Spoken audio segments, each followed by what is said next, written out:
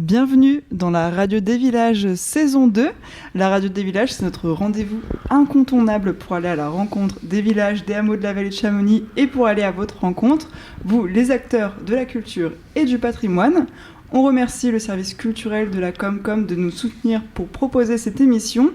Aujourd'hui, on est dans un lieu particulier, on dit toujours un petit peu ça, mais c'est vrai. On est à la MJC de Chamonix, donc, qui vient de réouvrir à la Maison pour tous, dans ses tout nouveaux locaux. Donc on va parler aujourd'hui de la MJC, de ce nouveau et ancien lieu, et évidemment de la programmation. Puisque ce samedi, on a le tremplin musical qui se tient. Et on a ensuite la semaine prochaine le festival Femmes, Égalité, Réalité. Donc voilà, un beau programme. Et j'ai avec moi Benjamin Legoni, directeur de la MJC, et Laura Curzia. Donc toi, tu es... Je suis coordinatrice socioculturelle de la MJC. Coordinatrice socioculturelle de la MJC. Et donc du coup, on va pouvoir détailler ensemble ce programme, ce nouveau bâtiment. Donc, du coup, je commence tout de suite avec toi, Benjamin. Donc, on a eu 2 ans de travaux pour ces locaux. Déjà, j'ai oublié de le dire, on est dans le café associatif qui n'est pas encore tout à fait ouvert. Donc déjà, merci beaucoup de nous recevoir ici. Et donc du coup, voilà, 2 ans de travaux, on est dans ces nouveaux locaux. L'installation s'est bien passée. Merci d'être avec nous. Et merci de mettre la MJC à l'honneur. Oui, il y a plusieurs questions. Donc, on est dans le café associatif, qui est un projet pour lequel on a travaillé depuis près de 8 années. C'est un projet qui a vu le jour, donc du coup, dans le cadre de la rénovation du bâtiment, puisqu'on a été suivi par la ville de Chamonix, qui a été à la baguette pour les investissements massifs et travaux de rénovation. En tout genre, on pourra y revenir un peu plus précisément tout à l'heure si vous le voulez. Ce café associatif, en effet, n'a pas encore réellement débuté tel qu'on l'imagine. Ça sera prévu sur plutôt le mois de janvier. On avance avec plusieurs temps, plusieurs événements. On veut lui donner une vie particulière, évidemment dédiée aussi aux associations, mais pas que, aussi aux collégiens, aux lycéens, aux adhérents de la MJC et à toutes les personnes qui ont envie à un moment donné d'y mettre le nez. Donc on est en train de travailler ça en équipe, mais pas seulement avec l'équipe de la MJC, avec l'ensemble des partenaires, et qui dit partenaire dit aussi association. Moi, j'ai bien envie qu'on continue à parler un peu de ce café, parce que du coup, on le rappelle, les travaux, ils ont eu lieu pour d'abord faire l'isolation du bâtiment. Ah oui, alors c'est des gros travaux, si on rentre un peu en détail, un peu plus de 2 ans. C'est un bâtiment qui a vu le jour qui a ouvert en 1972, si je dis pas de bêtises. Dans une architecture à la fois historique. On est sur le complexe Chamonix Nord, avec un architecte, Roger Taillibert, qui a conçu tous les édifices qu'il y a d'ailleurs autour de nous. Énormément de travaux, des travaux complexes, pour à la fois qu'il s'adapte à l'architecture, donc des travaux ambitieux en matière de rénovation énergétique, puisqu'on est un bâtiment aujourd'hui, ce qui n'était pas le cas avant, mais là, en termes de rénovation énergétique, on va dire qu'on est plutôt à la pointe. On a également ce qui nous tenait beaucoup à cœur, avec un accès maintenant PMR pour toutes les personnes à mobilité réduite, avec un ascenseur qui permet d'accéder aux 2 étages de la MJC. Donc ça, c'était quand même important quand on parle de maison pour tous. En fait, on peut enfin accueillir vraiment tout le monde. Et puis après, il y a évidemment tout un tas d'aménagements. Donc vous avez vu, on parlait de rénovation énergétique, mais c'est toutes les huisseries, des aménagements aussi. Vous voyez le hall d'entrée, vous êtes rentré dans le bâtiment, historiquement l'escalier à l'extérieur et désormais à l'intérieur, donc fermé, ce qui nous permet d'avoir des espaces aussi beaucoup plus, on trouve, chaleureux, beaucoup plus accueillants. Et puis tout a été retravaillé, repensé. Quand je dis tout, c'est l'espace d'accueil, secrétariat. C'est aussi la salle, la coupole, qui a été retravaillée. On a fait sauter toutes toutes les huisseries verts qu'il pouvait y avoir dans cette salle. Pareil, d'autres salles qui ont été aménagées, où l'acoustique a été améliorée, un local de répétition digne de ce nom, en bas, au niveau du rez-de-chaussée, une salle batterie qui était existante, mais qui n'était pas, on va dire, en matière d'acoustique, on va dire... adapté, et là aujourd'hui on a des espaces comme cela pour mettre en œuvre le projet associatif de la MJC, le développement de ses activités, de nos activités, permettre d'envisager la vie telle qu'on l'a toujours faite, mais alors là en étant je dirais un peu plus optimal en matière d'accueil, de confort, puis de savoir quand même qu'on contribue un peu moins au réchauffement climatique et à toutes malheureusement ces incidences. On ne peut que s'en réjouir. Oui, et du coup, ces travaux vous ont aussi permis de repenser un peu une organisation des locaux, donc la création de ce café associatif, parce que ça faisait un petit moment que l'idée était dans les cartons, et là, vous avez enfin pu en profiter de ces travaux pour aménager ce café. C'est ça, c'est une salle qui existait. En fait, on avait 2 salles dans cet espace-là. On a fait le choix de n'en faire qu'une, mais tout en maintenant une cloison, des portes en tout cas, qui permettent de regagner l'implantation initiale, ou de n'être plus qu'un seul espace en fonction des temps. Ce café associatif nous est cher parce que on est dans une maison des jeunes et de la culture, on est dans une maison pour tous. Donc la dimension accueil, café, réservé aux adhérents, voilà, mais j'ai assez d'ancienneté aujourd'hui, puisque j'ai été animateur avant, et j'ai le souvenir, on avait une entrée directe sur le collège, où les collégiens, on ouvrait juste une double porte, et à tous les collégiens qui venaient directement dans les locaux de la MJC, ils accédaient directement dans la coupole, sans être obligés de passer par l'extérieur. C'est une période qui nous est chère, qui a été chère à de nombreuses personnes, plutôt jeunes non plus aujourd'hui, mais ça avait été quelque chose de très important dans le lien, et notamment dans ce qui nous lie avec la jeunesse, ce qui est quand même à la base notre cœur de métier.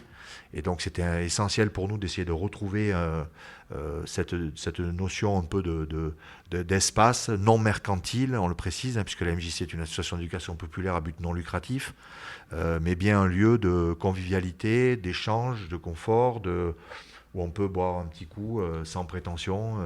Voilà, c'est un café associatif, c'est un projet toujours de lien. Comment on peut favoriser le lien, les rencontres, les échanges, les débats. Et en parallèle de ces travaux, de ce projet de café associatif, on avait aussi... il y a un autre projet qui avait vu le jour il y a maintenant 1 an et demi, c'est notre camion animation, qui avait été pensé aussi dans cette idée d'une MJC mobile pour aller au plus près des habitants. Oui, c'est ça, toujours dans cet esprit de lien. Et je détaille parce que les gens... On est à la radio, ils ne peuvent pas voir ce café associatif. Autour de nous, il y a des livres. Donc, il y a quand même... Aussi, il y a cet aspect-là de rendre la culture accessible. Parce que j'imagine que c'est des livres qu'on peut emprunter, ou c'est juste à la consultation? Alors ça, c'est un projet qui s'appelle le Livre Voyageur, qu'on porte maintenant depuis plus de 8 ans, en partenariat avec la médiathèque. Ce sont des livres, bien évidemment, qu'on peut emprunter, mais qu'on peut prendre chez soi, qu'on peut offrir, qu'on peut donner. L'idée, c'est favoriser l'accès à la culture, voilà, et donc on les estampille, on les nettoie. Donc là, on a remis en place dans des étagères, mais il va y avoir des jeux, il va y avoir tout un tas de choses. On est en train de repenser tout l'aménagement du lieu, puisque c'est maintenant qu'on a l'espace, on peut l'imaginer. Et puis, donc ce projet Livre Voyageur, donc on trouve un fonds de bouquins ici. Donc les gens ont la possibilité ou de les redonner une fois qu'ils les ont lus, ou de les prêter à quelqu'un d'autre. Et en parallèle de ça, on a des caisses aussi qu'on va bientôt retrouver dans différents commerces, dans différents lieux un peu emblématiques du territoire de Chamonix, jusqu'autour, où on a des caisses, où on retrouve ces livres-là qu'on va réachalander de temps en temps. Je le redis, en partenariat avec l'équipe de la médiathèque. Ça fait des années qu'on est... donc c'est un collègue, David Joly, là, un collègue de chez nous, qui travaille ce projet-là, toujours l'accès à la culture, par la lecture. Et si je peux me permettre, c'est la médiathèque qui fait déjà en fait une sélection des ouvrages proposés pour installer dans les bibliothèques et dans les caisses. Voilà, donc on a déjà une sélection qui est quand même assez diversifiée, mais qui a aussi pour but justement de nous présenter des livres où, pour les personnes qui ne vont pas à la médiathèque, peuvent quand même aussi avoir quelque chose assez qualitatif dans les découvertes et assez hétéroclite. Super. Un autre aspect de la culture, l'aspect musique, parce que du coup, on le mentionnait juste avant, il y a un local maintenant de répétition qui a été rénové dans les travaux qui existait avant, mais pas de cette manière-là, c'est ça ? Alors, je vais vous préciser un peu. Oui. Non, dans les locaux, il n'existait pas. C'était dans une des parties, en fait, le bâtiment Maison pour tous est imbriqué avec une autre voûte que l'on voit derrière le bâtiment, et notamment le MC2.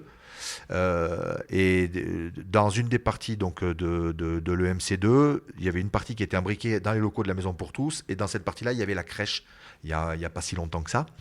Et on a pu bénéficier d'une soixantaine de mètres carrés pour adapter, faire équiper un espace pour des locaux de répétition dignes de ce nom.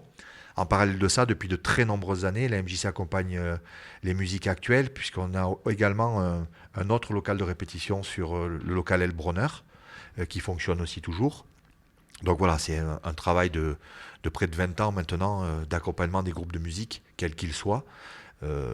Et donc la particularité du local de répétition qui est ici en bas au rez-de-chaussée est qu'il est équipé. Donc avec tout ce qu'il faut, matériel son, voire même une batterie, instruments, pour vraiment accompagner les groupes dans leur démarche artistique. Et ce local maintenant, il est ouvert ou... Pareil, il va ouvrir probablement en janvier. On est en train de finaliser là, les dernières, qui dit gros travaux, dit petite finition. Il nous fallait pas mal de choses et puis il fallait aussi réinvestir les lieux. Donc ce qu'on a fait. Voilà, aujourd'hui, très clairement, on peut travailler sereinement et réfléchir à la conception même du projet pour un lancement au mois de janvier. Mais on aime bien faire avec aussi, donc ça prend un peu de temps, l'idée de construire. Oui, évidemment. Dernière question pour cette première partie de l'émission, parce que du coup là on parle beaucoup du bâtiment, mais il faut aussi parler de toutes les actions au sens large de la MJC. On va parler pendant l'émission du tremplin musical et du festival Femmes Égalité Réalité, mais moi j'aimerais revenir un peu plus sur les activités qui ont lieu tout au long de l'année. Un peu, voilà, qu'est-ce que propose la MJC de Chamonix en termes d'ateliers, etc. Si vous pouvez un peu... étayer là-dessus. Oh là, alors je vais commencer, puis je propose que Laura me vienne en soutien, parce que du coup, je vais oublier sûrement beaucoup de choses. Bon, la Maison des Jeunes de la Culture, du coup, je le redis, est une association d'éducation populaire à but non lucratif, et donc l'objectif est de proposer tout un tas d'outils, d'animations à vocation culturelle et ouverte à toutes et tous. Voilà, ça c'était le premier point. Donc, pour travailler son projet associatif, le conseil d'administration qui est composé de membres élus, avec l'équipe de professionnels de la maison, on conçoit tout un projet qu'on va décliner en différentes actions. Et donc, on va avoir de la formation BAFA, par exemple, une vient de se terminer là, que nous encadrons en partenariat avec l'État et la MJC des Clarines à Buan-Sala, qui nous permet de former des animateurs BAFA pour derrière, après, en tout cas, qui vont pouvoir après, ici ou ailleurs, pouvoir être animateurs de manière ponctuelle ou peut-être en faire une vocation. Ça, j'insiste là-dessus parce que c'est quand même l'essence même de nos métiers, l'animation. La partie culturelle, je laisserai Laura y revenir beaucoup plus en détail, mais qui est un gros morceau, puisque en fait, dans Maison des Jeunes et de la Culture, il y a le mot culture. Donc c'est l'ADN même, c'est ce qui nous permet de rentrer en contact de près ou de loin avec les publics, quels qu'ils soient. La partie activité hebdomadaire, avec tout un tas d'activités à l'année, sous la forme de stages, de cycles, de découvertes, de week-ends. Voilà. Et évidemment, après, un secteur enfance, jeunesse et famille, avec énormément de choses qui se font avec les accueils de loisirs, mais pas que, avec les accueils jeunes, avec des coups de pouce devoir, avec l'accompagnement de projets spécifiques avec les jeunes, permettre à chaque jeune de trouver sa place, de s'investir, de se responsabiliser, d'agir.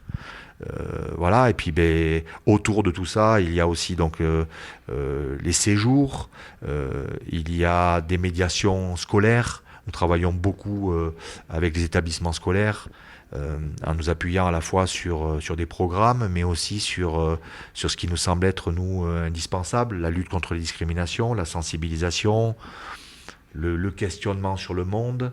Et Dieu sait que ce monde nous interpelle, l'analyse systémique des médias, faire tomber les préjugés, les représentations, la manipulation par l'image, enfin ce sont des exemples, la question de la sensibilisation, la sexualité, le consentement, le rapport à l'autre, l'altérité, ce sont des choses quand même qu'on essaye de travailler sur de manière fine, parce que ce sont des sujets sensibles, sans donner de leçons, ça c'est une évidence aussi, on n'est pas là pour ça. Et essayer de construire tout le temps, voilà. Et puis j'ajouterai une dimension partenariale dans tout ce travail, puisqu'on ne fait jamais rien tout seul. Et on le verra peut-être, Laura pourra, l'exemple du Festival Femmes Égalité de l'édition qui arrive, pour moi est un bel exemple de travail en commun et de mise en commun autour de sujets pour lesquels nous sommes très sensibles et nous ne sommes pas seuls. Voilà. Super. Du coup, Laura, tu veux un peu étayer sur le programme socioculturel ? Oui. Alors en fait, c'est important de dire que ça fait plusieurs années effectivement que la MJC essaie de toujours appuyer l'importance en fait de la culture au sens large. Et en gros, le conseil d'administration a décidé il y a quelques années justement de valoriser cet aspect en créant un poste qui s'appelle coordination socioculturelle, voilà, pour justement amener toujours plus en fait on va dire de projets communs, et ne serait-ce que projets communs au niveau des différents secteurs de la MJC, mais aussi projets communs pour ouvrir avec plus de partenariats et renforcer justement ce tissu associatif et aussi institutions culturelles sur le territoire. Donc c'est pour ça que justement, déjà on ne l'a pas forcément précisé, mais la MJC fait partie d'un réseau des MJC des Savoies. Et ça, c'est aussi une force pour nous, puisqu'en fait, on peut continuer de mettre en place des projets à l'échelle du territoire de Chamonix, mais aussi trouver en fait des forces vives, des inspirations, et puis des valeurs communes avec les autres MJC du territoire. Voilà. Et ça, dans nos pratiques, c'est vrai que c'est une force de pouvoir aussi voir ce qui se passe au sein des autres MJC de notre territoire, voir ce qu'ils mettent en place, comment est-ce qu'ils travaillent avec les publics. Et ça permet du coup de se former sur des outils qu'on va utiliser après au sein des établissements scolaires. On a parlé par exemple d'actions de sensibilisation au niveau de la sexualité, de l'affectivité, et on vient s'appuyer sur des outils qui ont déjà été proposés dans d'autres MJC, qui ont été créés par d'autres réseaux, et donc voilà, on peut comme ça s'inspirer et mettre en place des outils pédagogiques, mais qui sont aussi utilisés dans d'autres MJC. Voilà. Donc après, au niveau de la programmation socioculturelle, on a, on va dire, plusieurs temps forts sur l'année, puisque ça s'étend de septembre à juin. Et donc, on a le festival... Alors déjà, on fait partie du réseau Jazz Contrebande. Donc ça, c'est le premier festival, on va dire, après l'ouverture de saison qui s'inclut dans la programmation. Un festival transfrontalier qui se passe sur Suisse et sur France. Ensuite, on a donc le festival Femmes, Égalité, Réalité qui va arriver au mois de décembre. Ensuite, on retrouve le festival Rambaltaen, le printemps musical. Et puis, on a aussi les tremplins MJC musique actuelle, le tremplin guitare en scène, et puis la clôture de saison qui se fait souvent sur la date annuelle de la fête aux pèlerins. Voilà. Okay. Super. Et surtout, on peut retrouver un programme détaillé sur le site de la MJC. Oui, sur le site internet de la MJC, tout à fait. Tous les ateliers qui sont proposés. Je ne sais pas si c'est possible de rejoindre les ateliers maintenant, tout ce qui est atelier couture, etc. Si, bien sûr. En fait, en gros, les inscriptions débutent en septembre, mais tant qu'il y a de la place sur les ateliers et sur les activités, on ne refuse pas d'inscription, loin de là. Ouais. Voilà. Et si on est intéressé par quoi qu'il se passe à la MJC, on peut juste pousser la porte et venir poser les questions. Tout à fait. Il y a Lucille à l'accueil qui est là et qui reçoit toutes les personnes, puisque en fait, il y a d'autres acteurs au sein de la Maison pour tous. Il y a la MJC bien sûr, mais il y a aussi d'autres services. Comme France Service par exemple, et donc en fait Lucille reçoit et les adhérents de la MJC, toute personne qui a des questions sur l'asso et d'autres services, donc n'hésitez pas, elle est là. Super, et merci beaucoup. Merci beaucoup Benjamin. Vous avez... je voulais juste rajouter, merci Laura de le préciser, donc le bâtiment Maison pour tous, donc il y a la MJC de Chamonix, puis après on a tout un tas de partenaires et des acteurs qui jouent un rôle aussi important, notamment je pense à France Service, on a aussi le logement solidaire, l'aide d'association à domicile, des permanences, la mission locale, jeunes, des permanences du conciliateur de justice, et c'est quand même très important pour nous parce que c'est un espace où il y a de la notion de service public, il y a la notion de proximité, d'aide, d'accompagnement, de soutien.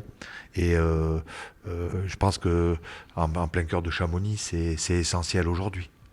Et d'ailleurs, on est très heureux de pouvoir réaccueillir le public tel qu'on aime le faire. Parce que c'est vrai que pendant 2 années à être hors les murs, pendant les 2 années de travaux, on était très heureux de pouvoir avoir d'autres locaux pour accueillir, mais c'est vrai que c'était pas aussi bien pensé et accessible qu'aujourd'hui. Donc rien que pour ça, nous on est déjà très très heureux de pouvoir être revenus dans la Maison pour tous et d'avoir plus de proximité en fait avec les gens et aussi avec les jeunes qui nous ont beaucoup manqué quand même en termes de circulation dans nos espaces, etc. Donc voilà.